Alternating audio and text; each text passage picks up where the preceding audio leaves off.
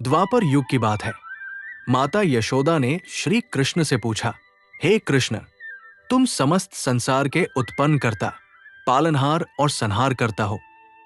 आज मुझे कोई ऐसा व्रत बताओ जिसके करने से मृत्युलोक में स्त्रियों को विधवा होने का भय न रहे और जो सभी मनुष्यों की मनोकामनाएं पूर्ण करने वाला हो।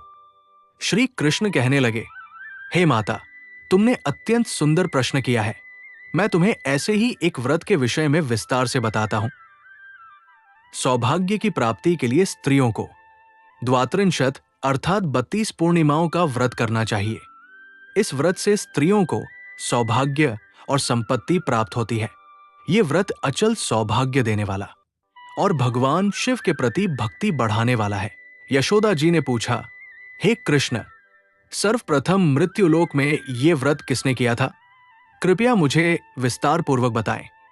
श्री कृष्ण बोले, इस भूमंडल पर राजा चंद्रहास द्वारा पालित अनेक रत्नों से परिपूर्ण कांतिका नाम की एक नगरी थी। वहां धनेश्वर नाम का एक ब्राह्मण रहता था। उसकी पत्नी अत्यंत सुशील और रूपवती थी। दोनों उस नगरी में प्रेम पूर्वक रहते थे। उनके घर में धन धान्य की कोई कमी नहीं थी, परंतु उन्हें एक ही दुख था, उनकी कोई संतान नहीं थी। एक दिन उस नगरी में एक महान तपस्वी योगी आए। वो योगी अन्य सभी घरों से भिक्षा लेते थे, परंतु उस ब्राह्मण के घर से भिक्षा नहीं मांगते थे। एक दिन धनेश्वर ने योगी को गंगा किनारे भिक्षा मांगकर प्रेम पूर्वक भोजन करते देखा।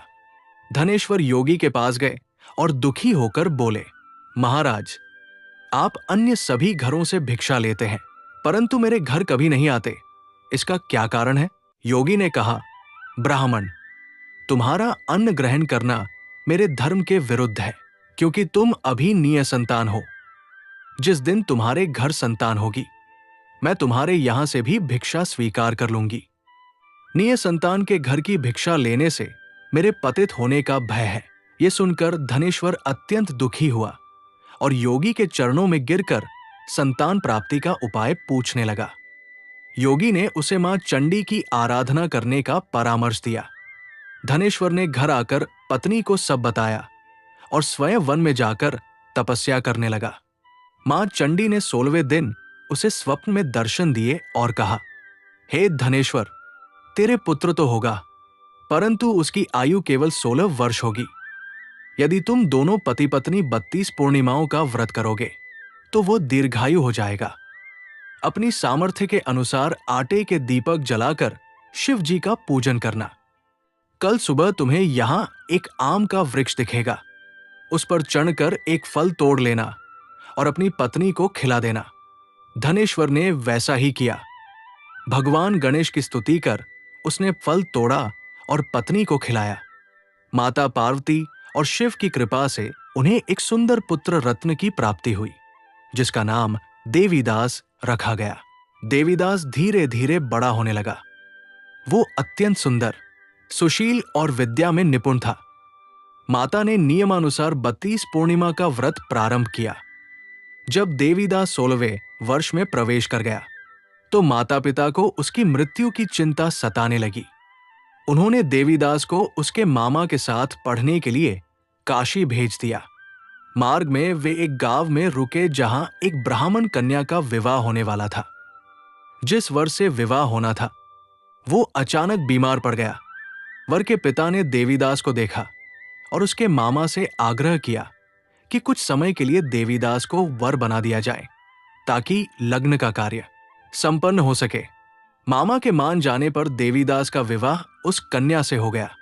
विवाह के पश्चात देवीदास उदास था। जब उसकी पत्नी ने कारण पूछा तो उसने अपनी अल्पायु की बात बता दी। कन्या ने कहा, स्वामी, आप ही मेरे पति हैं, मैं किसी अन्य का वरण नहीं करूंगी। जाते समय देवीदास ने अपनी पत्नी को एक अंगूठी और रुमाल दिया। उसने कहा, प्रिय, मेरे जीवन और मृत्यु का संकेत जानने के लिए एक पुष्प वाटिका बना लो। जब तक ये वाटिका हरी रहेगी मैं जीवित रहूंगा। यदि फूल सूख जाएं तो समझ लेना मेरा प्राणांत हो गया है।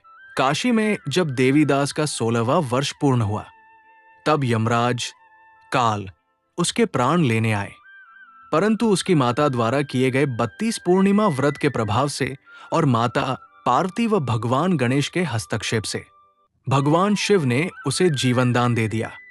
उधर उसकी पत्नी ने देखा कि पुष्प वाटिका फिर से हरी भरी हो गई है, जिससे वो समझ गई कि उसके पति जीवित है। शिक्षा पूर्ण कर देवीदास अपनी पत्नी के पास लौटा। ससुर ने बहुत धन दहेज देकर उन्हें विदा किया। जब देवीदास अपने माता पिता के पास पहुंचा तो उनकी खुशी का ठिकाना न रहा। धनेश्वर ने खुशी में बहुत दान पुण्य किया। श्री कृष्ण अंत में बोले, हे माता, इस प्रकार 32 पूर्णिमा व्रत के प्रभाव से धनेश्वर का पुत्र दीर्घायु हुआ। जो स्त्रियां इस व्रत को करती हैं, वे जन्म जन्मांतर तक वैधव्य का दुख नहीं भोगती और सदैव सौभाग्यवती रहती हैं। ये व्रत संतान देने वाला और सभी मनोकामनाएं पूर्ण करने वाला है।